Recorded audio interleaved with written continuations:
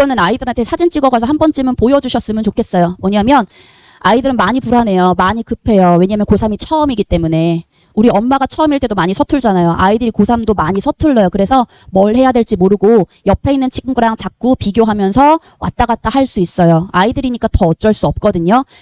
일단 재수생들은 그래서 개념부터 공부해요. 이미 겪어보고 실패해봤기 때문에 첫 번째로 해야 되는 건 1, 2월 달이에요. 1, 2월 달에 대해서는 반드시 개념에만 집중하셔야 됩니다. 그리고 제가 수업 때 계속 강조하는 건데 너무나도 당연한 얘기긴 하지만 아이들은 당연하지 않더라고요. 안다라고 생각할 때가 가장 무서워요. 그냥 안다라는 마음을 내비두고 나는 정말 아무것도 몰라. 나 모르는 상태야. 라고 와서 수업을 듣거나 인강을 듣는 거를 추천드려요.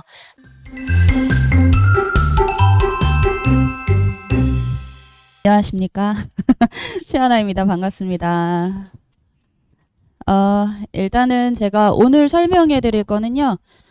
조금 공부를 하실 때 전략을 좀 아셔야 돼요. 그러니까 공부도 전략적으로 다가가야 이 아이들이 1년 만에 정확하게 어떻게 공부해서 갈 수 있는가 가이드를 잡히는 거거든요. 그러니까 무작정 열심히 한다. 이러면 안 되고요. 현재 정말로 우리 아이가 어느 점수대인지 그리고 현실적으로 수능은 재수생이랑 같이 보니까 같이 부딪혔을 때 어떤 상황이 발생하는지를 좀 파악을 하셔야 됩니다. 왜냐하면 아이들도 지금 1등급 정도면은 실제로 6월 모평 보고 9월 모평 보면 기본적으로 2등급부터 시작이거든요. 그럼 그때 가서 이제 충격을 좀 받아요. 그러니까 공부 방법을 잘 세워야 돼요. 일단은 저는 이투스에서 고3을 런칭해서 수업을 하고 있고요. 이투스 온라인 강사입니다. 그래서 이 안에서도 제가 현장 강의도 뿐만 아니라 아이들이 인강도 많이 병행을 고3 때는 하거든요. 고2 때랑 완전히 다르기 때문에 좀 아시잖아요. 그래서 고3 때는 항상 이제 병행해서 간다라고 좀 생각을 해주셔야 되고요. 그것도 인강 듣는 것도 어쨌든 제가 인강 수업을 하고 있기 때문에 아이들이 혹시나 수업을 들으면서 인강을 병행했다라고 하면 제가 직접 와서 질의응답을 다 받는 거니까 그 안에서 소소하게 공부할 수 있는 것도 제가 다 챙겨줄 수 있을 것 같습니다. 일단은 이번 수능이에요. 근데 제가 이거는 왜 갖고 왔냐면 우리 아이가 미적분 선택자일 수도 있고요. 확통 선택자일 수도 있어요. 그래서 그 두 가지에 따라서 조금 겨울방학 때 집중해야 되는 포인트가 좀 다르다라고 생각하시면 되세요. 일단은 첫 번째는 미적분 선택자고요. 이쪽이 확률과 통계 선택자예요. 일단 아시겠지만 우리가 아이들이 1번부터 22번까지가 공통이에요. 수원, 수투. 여기까지가 이제 고2 때 내신을 다 했던 거. 근데 이제 23번부터 30번까지가 소위 이제 선택교과가 되는 거죠. 그래서 기하를 하는 친구들은 많지 않고요. 대부분은 미적 아니면 확통으로 갈 건데 일단은 22번까지가 공통교과죠. 다 배웠죠. 근데 이제 보시면 저게 뭐냐면 이제 아이들의 정답률이에요. 그러니까 실제로 22번이 공통교과인데도 불구하고 항상 제일 오답률이 높아요. 올해 수능이 좀 쉬웠다고 했잖아요. 작년이랑 비교해보면 작년에는 정답률이 1%였어요. 22번 때가. 그러니까 1등급 받는 애들 중에서도 4% 안에서도 맞는 애가 많이 없었다는 얘기죠. 근데 이제 여기서 좀 집중 있게 봐야 되는 건 결국은 수원수투는 우리 아이들이 솔직히 고2 때 처음 배우지 않죠. 선행 다 했죠. 많이 본 친구들은 4번, 5번. 그러니까 소위 센수학, 블랙라벨 하면서 내신교과 다 챙겼던 과목인데도 불구하고 그런데도 불구하고 지금 가장 항상 매년 똑같아요. 가장 많이 틀리는 번호가 오히려 미적분 30번보다 22번이 항상 제일 많이 틀려요. 오답률이 가장 높습니다. 그리고 이제 당연히 이제 이과 친구들은 이제 30번 문항이 두 번째로 오답률이 높기는 한데 요 노란색 표시 보이시잖아요. 이게 탑 7이에요. 맨 위에 가장 많이 틀린 거. 두 개를 비교해 놓은 건 뭐냐면 미적분 선택자 친구들은 7개 중에 한 4개 정도가 미적분이에요. 그리고 요 밑에는 제가 안 달아놨지만 다 미적분이었거든요. 근데 이제 두 번째 이제 확률과 통계 친구들은 확률과 통계가 가장 마지막 번호가 30번. 그것 또한 어려웠겠죠. 30번이니까. 근데도 불구하고 위에가 다 선택교과예요. 그러니까 수원투에서 이미 다 틀려버리는 거예요. 30번인데도 불구하고 30% 이상은 맞춰요. 근데 좀 이과 친구들하고도 차이가 많이 나죠. 22번까지는 같은 문제인데도 불구하고 정답률이 3%밖에 안 돼요. 그래서 일단은 제가 이거를 왜 갖고 왔냐면 공부를 할 때 우리 아이가 미적분 선택자야 라고 하면 미적분은 그 중에서도 선행 속도가 가장 횟수가 적었을 거예요. 근데 아이들이 고3 되면 나는 고3이니까 기출 풀 거야. 이래요. 근데 우리 알잖아요. 수원수도 센 수학부터 찬찬히 풀렸잖아요. 그러니까 미적분에서 많이 틀리기는 해요. 가장 어려운 건 수투 수원이어도 그래도 미적분은 천천히 센 수학부터 차분히 괜찮아요. 차분히 풀어도 충분히 잘할 수 있으니까 일단은 우리 아이가 미적분을 만약에 한 번도 안 봤다 아니면 한 번 봤다 한 번 봤다는 그냥 안 봤다로 퉁치시면 되세요. 왜냐하면 수원수투 하느라고 볼 새가 없었어요. 한 1년은 됐을 거니까 아무리 빨리 봤었어도 여름에 좀 선행하지 않았을까요? 그러니까 일단은 미적분에 좀 집중을 하시고 괜찮다고 센 수학부터 좀 찬찬히 기본 문제부터 공부를 해야 된다. 그 다음에 확률과 통계는 한 번만 하시면 돼요. 개념 공부를 한 번만 하시고 다른 과목하고의 차이가 뭐냐면 다른 과목은 개념, 심화 개념, 문제풀이 막 가야 돼요. 근데 확통은 전혀 그렇지 않아요. 조금 표현상으로 보면 교과서에서도 우리가 다른 과목은 증명을 막 해요. 이런 성질들이 있고 이런 게 있으니까 증명해서 따라가야 돼. 근데 확률과 통계는 애초에 이런 게 알려져 있어. 그러니까 너는 이걸 증명하는 게 아니야. 넌 그냥 받아들여서 풀어. 요 정도뿐이에요. 그래서 게다가 이미 많이 밀렸잖아요. 소위 밀렸으니까 확통으로 얘네한테 변별력을 주려고 들지 않아요. 그래서 가장 많이 틀리는 것도 그냥 끝번호 2개예요. 그러니까 기본적인 기출, 그것도 너무 옛날 기출은 어려운 것도 많아요. 이것까지 다 해야지만 만점을 받을 수 있는 게 아니니까 일단은 우리 확통 선택자 친구들은 수원2에 상당히 많은 집중을 하셔야 되고 일단은 내신에서 봤다고 하지만 그거를 봤다라는 생각을 무너뜨리고 다시 공부를 해주시는 게 좋아요. 수원2는. 그래서 우리 미적분 선택자랑 확통 친구가 이렇게 차이가 있다 좀 인지하시면 되고 이거는 제가 이러니까 우리 아이들이 문제예요 라고 하려고 말씀드리는 게 아니라 우리 소위 이제 수업을 들을 때 몇 번 어머니들이 학원 상담 받으실 때 입태도 보지만 고3 같은 경우는 입태라기보다는 몇 등급 받았어요. 그리고 우리 아이가 몇 번 정도 봤어요. 이걸로 많이 이제 입반을 하시는데 기준점을 2학년 등급에 두시면은 좀 많이 안 되세요. 왜 그러냐면 2학년하고 3학년 이제 위에 이제 형이나 누나, 언니, 오빠 있는 분들은 아실 거예요. 2학년보다 3학년 모의고사가 이제 수능이나 훨씬 더 어렵죠. 게다가 이제 재수생이 많이 늘어난다고 알고 계시잖아요. 뉴스에서 계속 나오잖아요. 또 늘어날 거예요.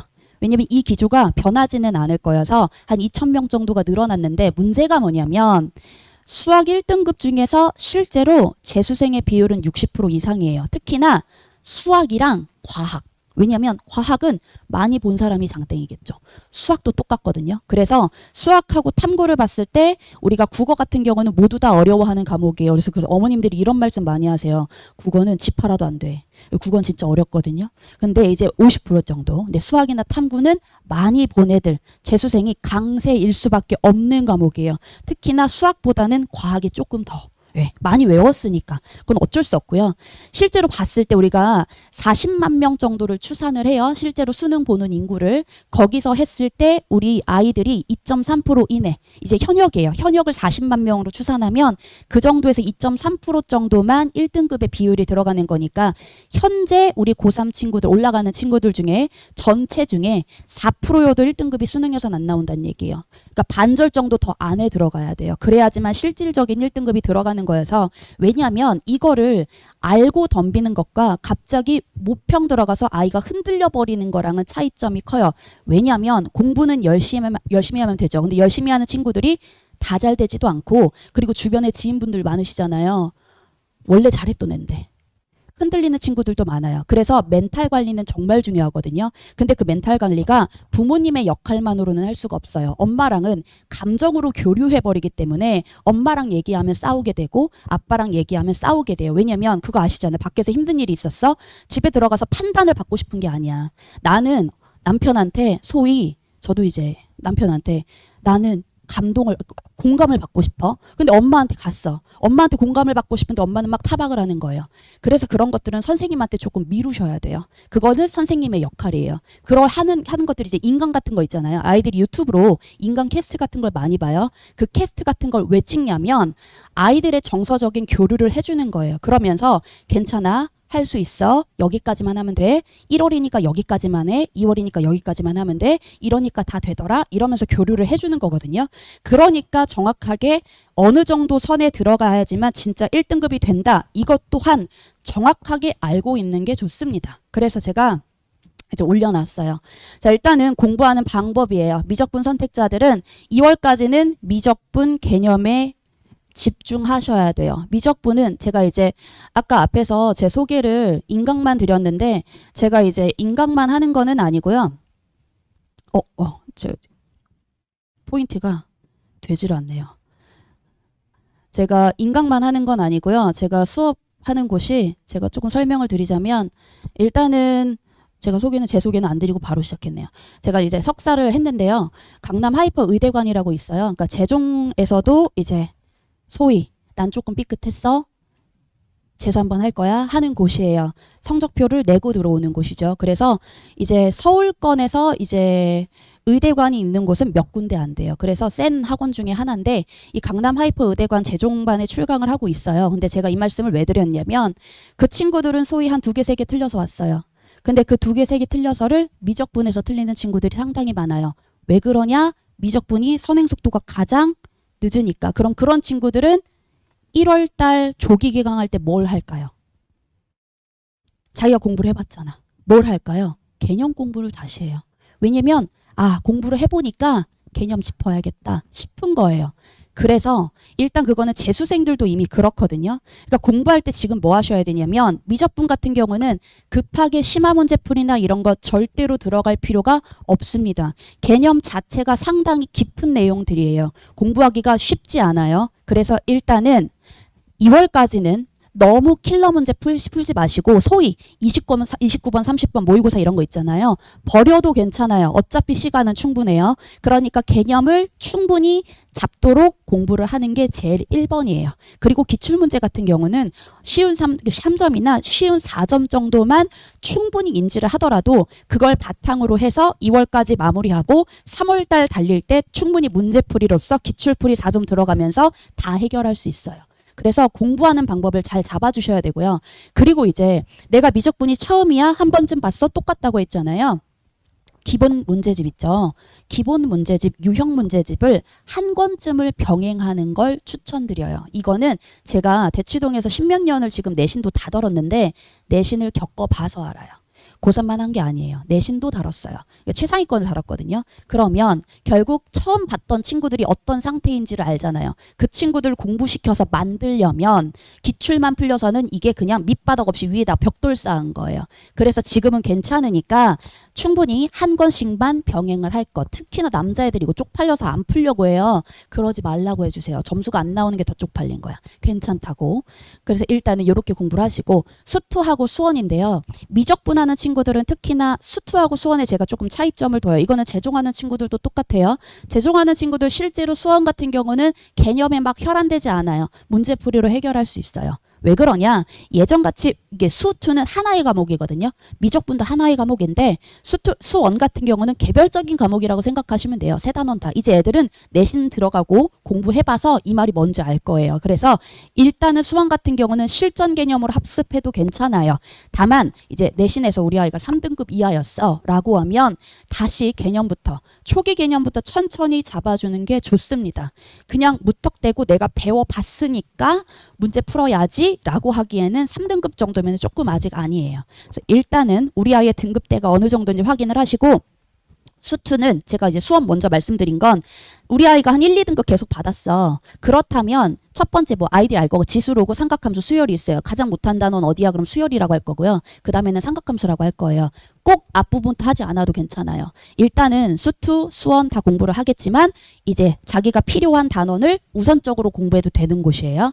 수투는 미적분에서 배우는 모든 개념은 다 수투에서 배워요. 그러니까 예를 들어서 연속이야, 미분이야 이런 모든 것들 있죠. 그거는 수투에서 하기 때문에 수투가 흔들렸으면 미적분은 너무 과하다고 생각하시면 돼요. 안 할 순 없잖아요. 그래서 수투는 아까 우리 공통교과가 항상 제일 오답률 1등이었잖아요. 작년에는 수투였거든요. 그러니까 일단은 수투는 수원보다는 조금 더 등급이 좋았어도 다시 개념부터 잡아야겠다라는 마인드로 겨울방학에는 문제풀이 말고 인강이든 학원이든 병행하면서 인강을 듣는 것 또는 학원을 다니면서 개념을 듣는 거를 추천드려요.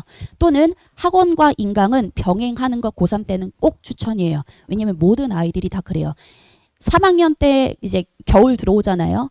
2학년하고는 달라요. 2학년 때는 막 애들이 이것저것 선행을 막 많이 해요. 1학년 때도 막 이것저것 선행을 많이 하죠.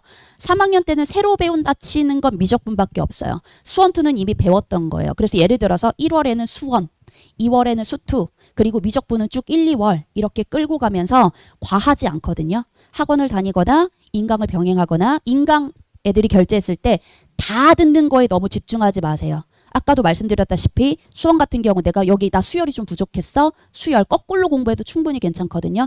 내가 부족한 단원에 집중해서 전략적으로 공부하는 거를 좀 추천드립니다. 대신에 수투는 그냥 쭉 한번 다 들어보는 게 미적분 공부에 훨씬 더 도움이 될 것이다. 를 이제 인지하셨으면 좋겠고요. 확통하는 친구들은요. 확통은 개념 한 번만 들으면 충분하다라고 생각이 들고요. 괜히 이제 기출풀이까지를 이제 좀 추천드려요. 보통 인강이 어떻게 돼 있냐면 수업도 똑같아요. 개념 수업을 하고 그다음에 이제 기출문제 풀이라고 그다음에 엔제 풀이를 해요. 엔제는 이제 시중 이제 새롭게 출제된 문제들을 다루고 공부하는 건데 확통은 개념. 그다음은 기출문제 풀이면 충분해요. 막 이상하게 어려운 문제, 킬러 문제, 엔제 문제 이런 것까지 공부할 필요 전혀 없다라고 저는 생각이 들고요. 그 시간에 그냥 수원2를 공부하는 게 훨씬 더 좋은 점수를 받는 데 좋습니다. 그래서 일단 한 번이면 충분하다. 개념도 더 배울 것도 없어요. 한 번이면 됩니다. 그리고 확통 선택자들은 반드시 수원2 개념부터 다시 뒤집어 엎는 게 좋습니다. 2월까지는 제가 어느 학생들한테도 킬러 문제를 굳이 공부하지 말라고 해요. 이거는 제가 대치동에서 최상위권을 수업을 했는데 걔네한테도 똑같이 적용돼요.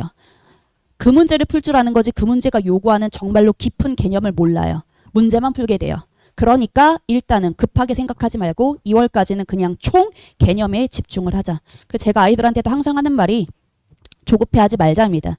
이건 제가 커리큘럼인데요. 커리큘럼은 시즌별로 당연히 돼 있어요. 고3을 들어가는 데 있어서는 당연히 1년 커리큘럼은 잡고 들어가야 되고요. 그 안에서 어떤 교재를 할지 어떤 워크북으로 아이들을 공부를 시킬지 주간지는 뭘로 갈지 모의고사는 뭘로 갈지 전부 다 이제 1년 커리큘럼은 제가 브로셔에다가 집에 가서 쭉 읽어보실 수 있게 제가 안에다가 더 넣어놨고요.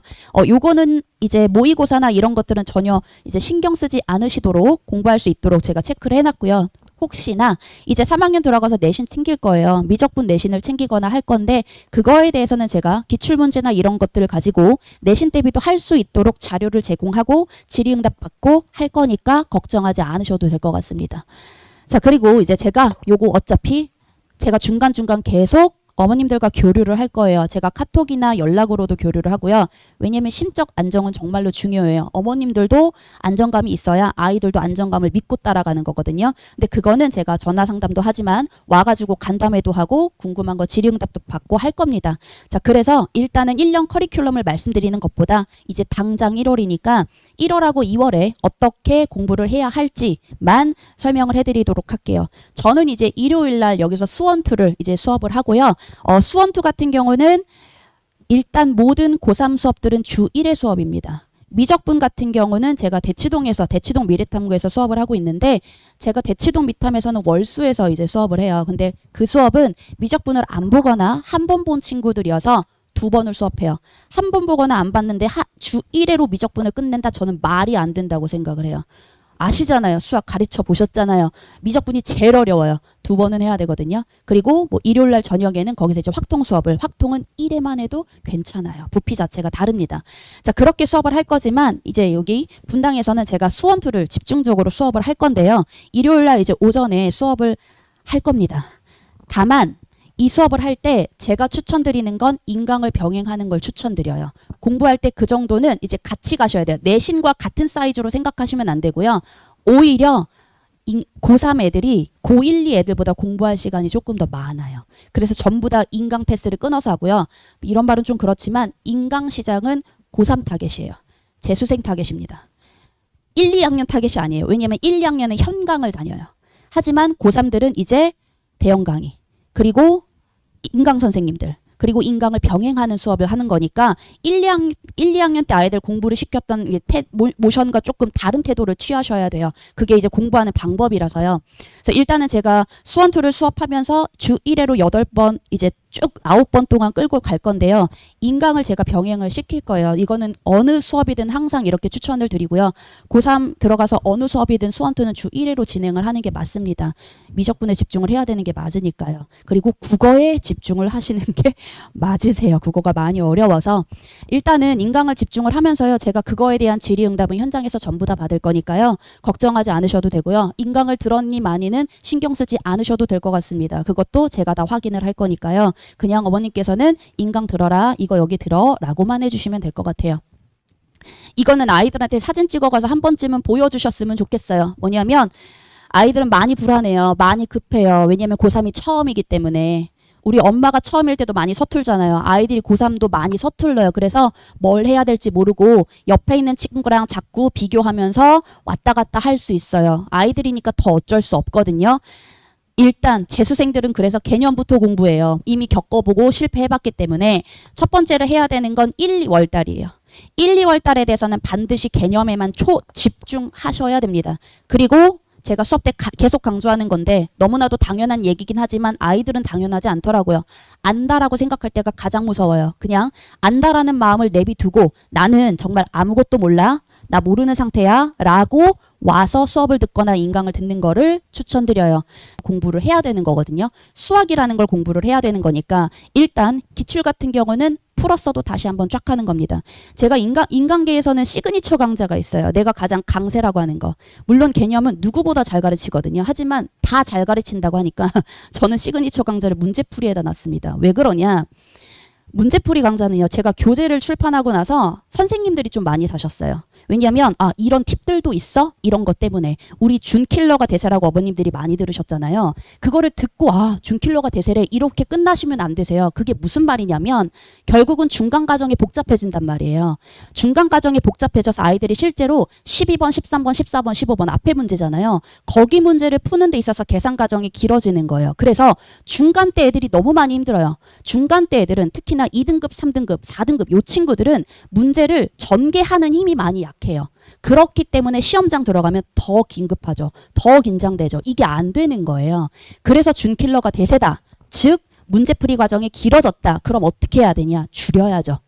문제풀이를 줄여야죠. 근데 그거의 기본이 뭐냐면 많이 알아야 돼요. 즉 개념을 잘 알아야 돼요. 제가 소위 우리 넓이 공식 막 애들한테 비율 관계 막 수투에서 이런 거 있어요. 외우면 까먹어요.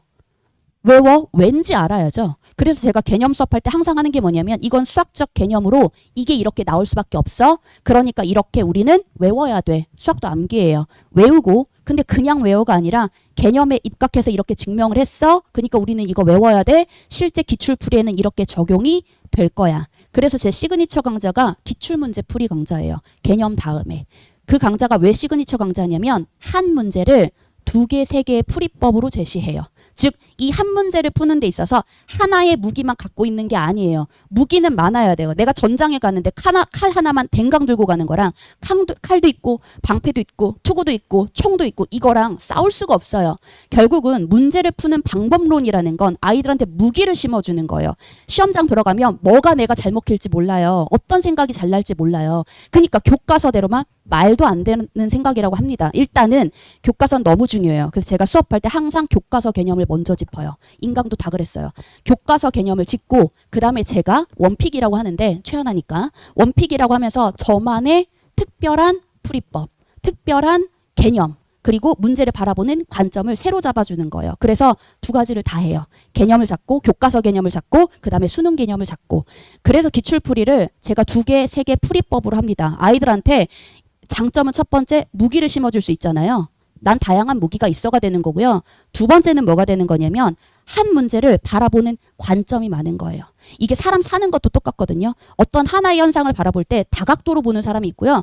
곧대로 그냥 하나만 보는 사람들이 있어요. 아이들한테 이 한 문제를 일관되게 풀라는 건 결국 그 하나의 관점으로만 심어주는 거거든요. 말이 좋아 보이는 거예요. 결국은 뭐냐면 이 한 문제를 풀면서 이렇게 푸는 것도 있고 이렇게 푸는 것도 있고 이렇게 푸는 것도 있구나. 근데 이렇게 푸니까 상당히 간단하네. 이런 걸 우리가 개념 안에서 배웠네. 특히나 애들아 우리 이런 개념 배웠잖아. 이게 이렇게 적용되는 거야. 를 하는 게 이제 기출풀이고요. 그래서 기출은 정말로 정말 꼭꼭 씹어 먹어야 돼요. 공부를 할 때 그냥 푸는 게 아니라 이 문제는 이것 때문에 냈구나. 이걸 물어보는 거구나. 그거를 제가 아이들한테 할 거고요. 제가 부모님한테 이 얘기를 해드리는 건 그렇게 공부해야 성적이 제대로 오르고 안정적으로 나오는 거니까 실제로 시험장에서 안정적인 등급을 주는 게 수학이에요. 수학이 오히려 안정적인 등급을 줘요. 그래서 학원에서요. 예고 있죠. 피아노 하거나 이런 애들도 내신 등급이 필요하거든요. 먼저 잡게 하는 게 수학이에요. 수학 등급을 먼저 잡으라고 해요. 오히려 국어나 영어는 조금 등락이 있을 수 있어요. 하지만 정말 우리 애들도 와서 선생님 오히려 고등학교 내내 공부할 때는 수학이 발목이었는데 계속 새로운 거 배우니까 근데 막상 시험장 가가지고 결과를 보면 수학이 내가 했던 대로 제일 잘 나와요. 근데 정말 그게 수학의 장점이에요. 즉 고생한 만큼 빛을 주는 거라고 저는 생각이 들어요. 그래서 일단은 그리고 세 번째는 방금 했던 말이랑 연장선이에요. 한 문제를 볼 때 여러 가지 관점을 심어줘야 뭐가 나올 줄 알아요. 얘한테 뭐 5만 문제, 10만 문제를 풀게 할 수는 없는 거잖아요. 그러니까 결국은 이 한 문제를 보면서 다각도로 봐야 어떤 문제가 나오더라도 나는 이거를 해결할 수 있는 능력치가 길러지는 겁니다. 그래야지만 수능을 잘 봐요. 이건 내신이 아니에요. 내신은 지엽적으로 여기서 낼 거야 하잖아요. 수능은 그게 아니잖아요. 그래가지고 수능이 어려워지는 겁니다. 자, 일단 네 번째는 개념하고 문제 스킬인데 우리 아이들 어머님들도 여태 이제 쭉 키워보시다 보니까 이런 거 많이 들어보셨잖아요. 우리 애가 그렇게 선행을 많이 했는데 또 개념이 부족해. 그죠? 왜 그러냐면 문제 풀 때 적용이 안 돼서 그래요. 들으면 알아요. 이런 내용이야 아는데 문제 풀다가 수학은 짧잖아요. 쭉 읽는데 이게 무슨 말인지 모르겠어. 예를 들어서 문제에서 막 나오다가 평행 이런 말이 나왔어. 평행하다 그럼 우리가 소위 이렇게 나란하다라고 해요. 이렇게 공부를 많이 안 한 친구들은 평행이야 직선이 나란해 이건데 수능에서 평행이라는 말은 각에 대한 정보를 찾아봐요. 각에 대한 정보를 찾아서 이걸 가지고 너네 중2 때도 배웠어. 닮음에 대한 걸 이끌고 가봐 라는 거예요. 근데 평행이라는 말을 발문 그대로만 읽으면 얘들이 어떻게 알아요? 그러니까 결국은 뭐냐면 우리가 개념을 공부할 때 제대로 잘 공부하되 문제를 풀면서 자꾸 보여줘야 돼요. 너네가 배웠던 개념, 평행이라는 말이 각에 대한 정보고 닮음을 준다 그랬지? 그럼 잘 봐. 문제 풀다가 평행이 나왔네. 무슨 생각해야 돼? 각에 대한 정보 떠올려야지. 그러니까 각에 대해서 내가 알 수 있는 것들을 체크해봐야지. 그 각에 대한 정보를 하나 찾고 못 찾는 게 수학을 풀어갈 수 있느냐 없느냐의 차이거든요. 수학은 해석을 못해서 못하지 않잖아요. 어느 순간 가다가 탁 어떻게 푸는지 모르겠어. 이렇게 되거든요. 그 어떻게 풀어야 되는지 모르겠어가 그런 것들이에요. 각을 미지수로 놔야 되는데 나는 각을 왜 미지수로 놓는지 모르겠는 거야. 그런 지점들을 잡아주려면 개념을 가지고 이게 이렇게 적용돼서 문제가 풀리는 거야를 하는 게 제대로 된 개념 공부입니다. 그게 문제풀이고요. 자, 다섯 번째는 메타인지 많이 들어보셨잖아요. 제가 아이들한테 항상 하는 거예요. 이거는 너무나도 중요한데 되게 중요한데 그냥 흘려듣게 돼요. 왜냐?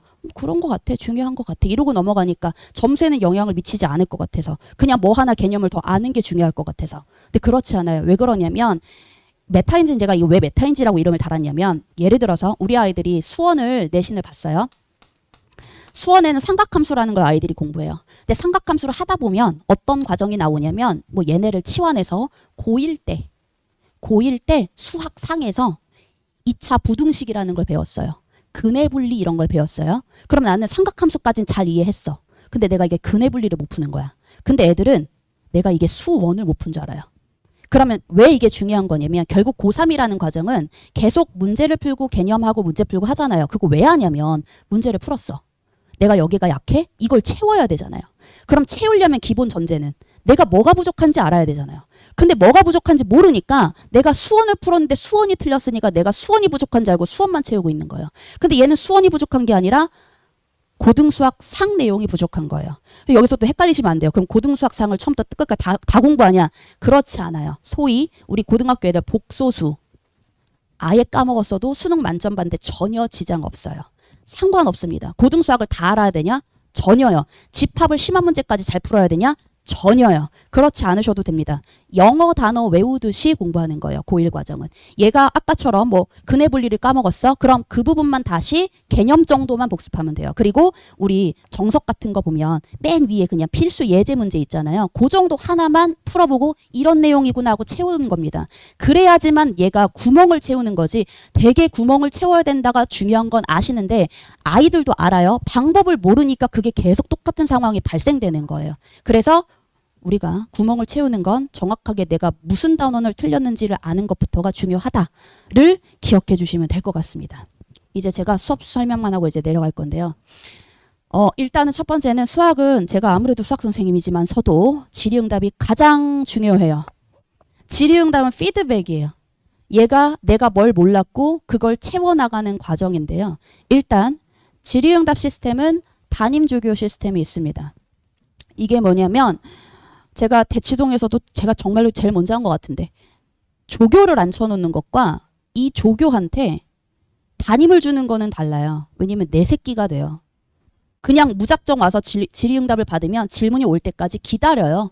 질문 오면 말고 아니면 말고. 근데 조교 앉혀놓고 그 앞에 자기 담임을 앉히는 거예요. 그러면 이 조교는 내 애만 봐요. 그리고 얘가 뭘 모르는지 더 잘 기억하죠. 무작위로 질문 받는 게 아니니까. 그러니까 결국은요. 이 하나 아이를 가르치는 데 있어서 저뿐만 아니라 부모님뿐만 아니라 조교까지 들러붙어 줘야 되는 거예요. 그래야지만 질의응답이 해결이 됩니다. 그래서 일단은 담임조교 시스템을 두고요. 그래서 뭘 하냐. 일단 담임조교가 질의응답을 받아요. 등원 딱 하면 모든 숙제를 전부 다 내요. 전부 다 내고 그거를 제가 엑셀에 전부 다 기입을 해요. 전부 다 기입을 해서 제가 엑셀만 딱 열어도 얘 이거 숙제가 왜 안 됐어? 여기까지는 다 했네. 이게 체크가 되도록. 그래서 궁금하시면 저한테 슬쩍 물어보셔도 괜찮아요. 아이 책 뒤질 필요 없어요. 제가 엑셀 보내드리거든요. 그럼 우리 아이가 몇 번을 못 풀었네. 이런 게 다 확인이 됩니다. 일단은 질의응답은 기본. 거기다가 숙제검사 오면서 하죠. 그리고 아이들이 오면 테스트를 봐요. 테스트에서 중요한 게 있어요. 테스트는 점수 확인용으로만 가시면 안 돼요. 고3은 테스트를 개수를 많이 보지 않습니다. 한 7개에서 8문제를 30분 동안에 봐요. 그럼 이 테스트에 대해서 뭘 하냐? 제가 이미 해설을 다 써요. 그리고 조교들한테 분배해놔요. 그럼 조교들이 숙지를 하죠. 그 조교들이 뭐 하냐면 첨삭을 합니다. 즉 얘도 7개 맞았어. 얘도 7개 맞았어. 둘 다 하나씩 틀렸어. 근데 점수만 보면 둘 다 하나씩 틀렸지만 얘는 5번 틀리고 얘는 7번 틀렸으면 틀린 이유가 달라요. 그럼 테스트를 하는 이유가 뭐냐? 첫 번째는 판단이고요. 두 번째는 보완이에요. 판단은 점수로 해요. 보완은 점수라는 게 아니에요. 개수가 다르고 틀린 번호가 달랐을 거니까. 그럼 뭐 해야 되냐? 틀린 번호가 나왔으면 그 번호가 왜 틀렸으며 왜 틀렸는가는 또 번호만 보면 몰라요.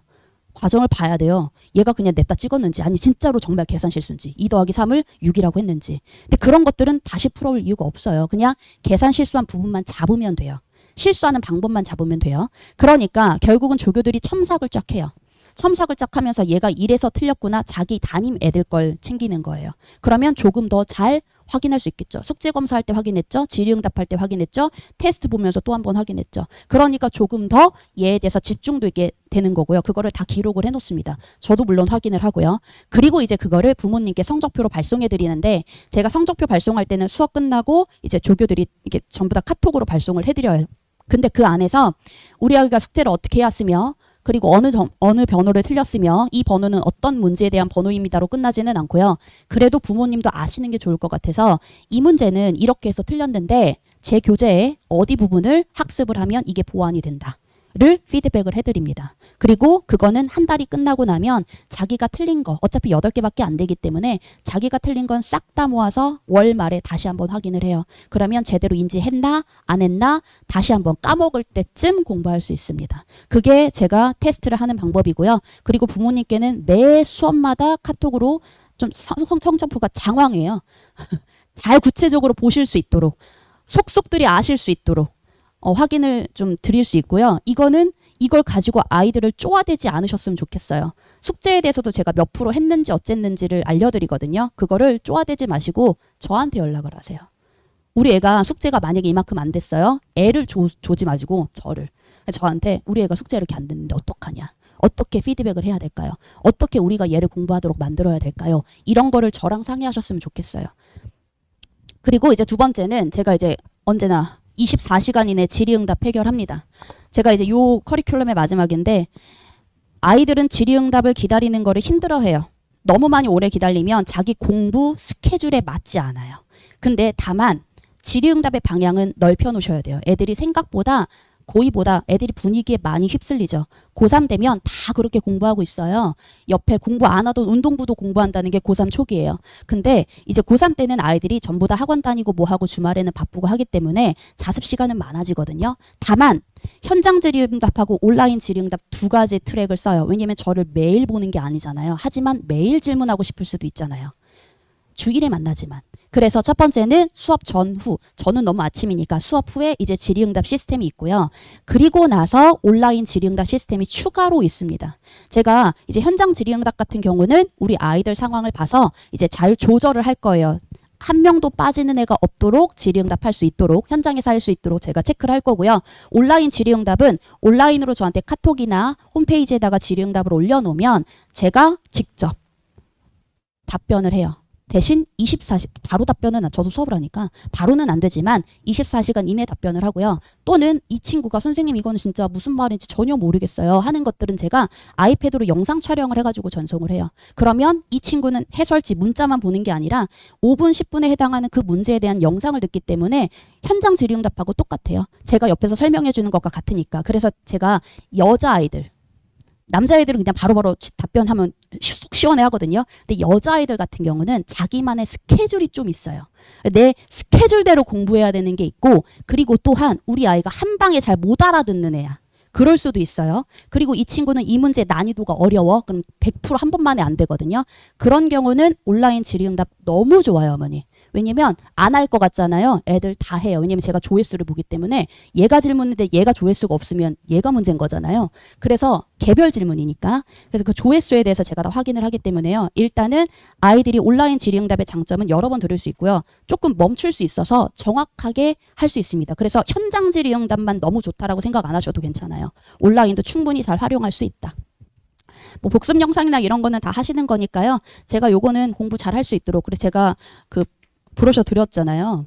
왜 드렸냐면 집에 가서도 보실 수 있게. 그거를 제가 수업 때는 뭘 하냐면 손해설을 올려요. 그 제가 인강에서 아마 개념 강의할 때 손해설 올리는 사람은 저밖에 없을 거거든요.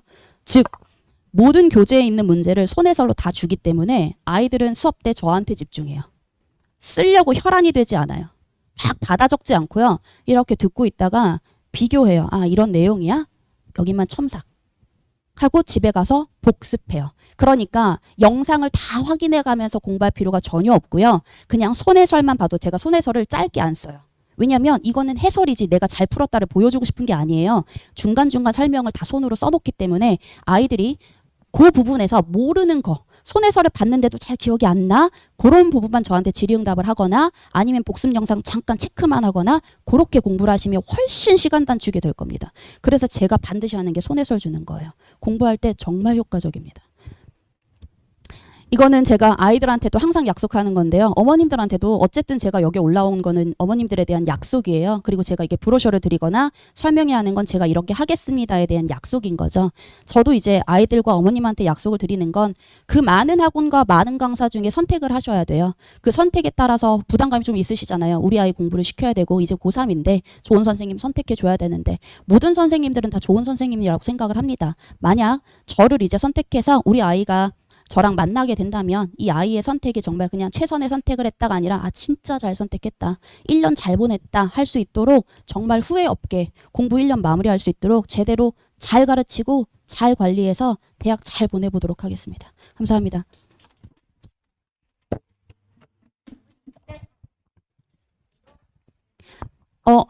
여기 미래탐구 분당의 장점인가요?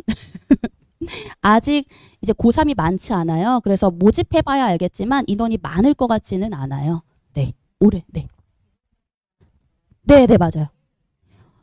그거는 제가, 네, 유동적으로 해요. 왜냐하면 아이들이 그냥 질의응답이 없을 수도 있고요. 질문이 많은데 가라고 할 수는 없어요. 다만 이제 그건 제가 조절을 해서 질문이 못하고 넘어가지는 않게 할 거고요. 그리고 어떻게든 모든 질문은 다 처리되도록 만들 거예요. 네. 그래서 아마 강의실 상황이 되는 한 더 질문을 할 수도 있고요. 네. 네네네네네 상관없습니다. 저는 2에서 4초예요. 2에서 4초. 등급 친구들이 들었을 때 명확하게 1등급으로 꽂아서 올라가는데 좋지 않을까 생각이 듭니다. 네. 네. 네, 제 인강을 듣는 게 좋기는 하고, 아무래도 제가 찍으니까. 그리고 정말 열심히 찍어놔가지고. 그리고 제가 조금은 차별점이 조금 욕먹을 걸 감수하고, 인강은 공공연하게 되잖아요. 뭐래도 욕을 먹는 자리인데, 욕먹을 걸 조금 감수하고, 대치동에서 애들 가르쳤던 스킬들을 그냥 넣었어요. 문제 풀 때 좀 짧게 풀 수 있게. 그래서 선생님들이 책을 많이 사신 것 같고요. 선생님들이 먼저 사셨거든요. 왜냐면 지금은 아이들이 책 살 때가 아니잖아요. 아직 고3 인강에 관심 없잖아요. 내신부 좀 마무리하고 이럴 때여서 그래서 조금 그걸 감수하고 그래도 아이씨 애들 잘 푸는 게 좋지 뭐 하고 나서 증명까지는 다 넣어놨으니까 인강을 제 거를 들으면서 병행하시는 걸 추천드려요. 그러면 조금 더 완벽하게 잘 채워질 것 같아요. 네. 됐을까요? 감사합니다.